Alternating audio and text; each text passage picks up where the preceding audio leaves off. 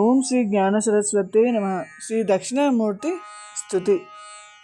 మౌనవాక్య ప్రకటిత పరబ్రహ్మతత్వం యువానం వర్షిష్టాంతే వసదృషి గణేరావృతం బ్రహ్మనిష్టైః ఆచార్యేంద్రం కరకలిత చిన్ముద్ర ఆనందమూర్తిం స్వాత్మారామం ముదితవదనం దక్షిణామూర్తిమీడే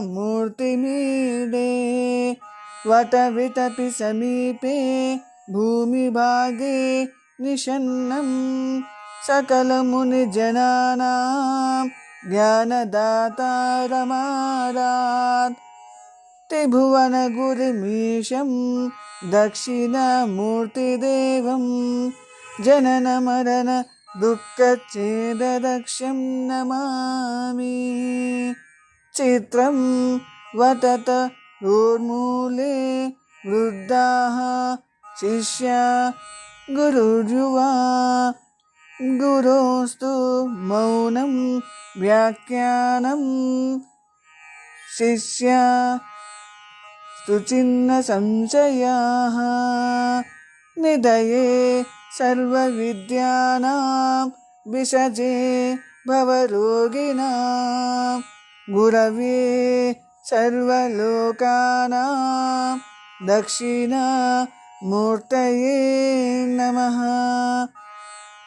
ఓం నమః ప్రణవార్తాయ శుద్ధజ్ఞానైకమూర్తయే నిర్మలాయ ప్రశాంతాయ దక్షిణామూర్తయే నమః.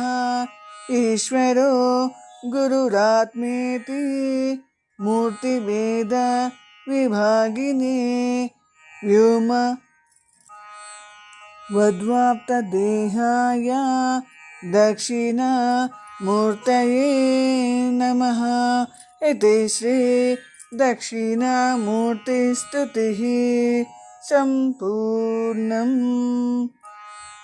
ఈ దక్షిణామూర్తి స్తుతి అనేది శివుని రూపమైన దక్షిణామూర్తిని స్తుతించే ఒక స్తోత్రం. దీనిని పఠించడం ద్వారా జ్ఞానము, ఆధ్యాత్మిక జ్ఞానము పెరుగుతాయి. ఏకాగ్రత, జ్ఞాపక శక్తి మెరుగుపడుతుంది. జీవితంలోని అడ్డంకులు తొలగిపోతాయి. గురు అనుగ్రహం పెరిగి వ్యక్తి జీవితంలో పురోగతి సాధించవచ్చు.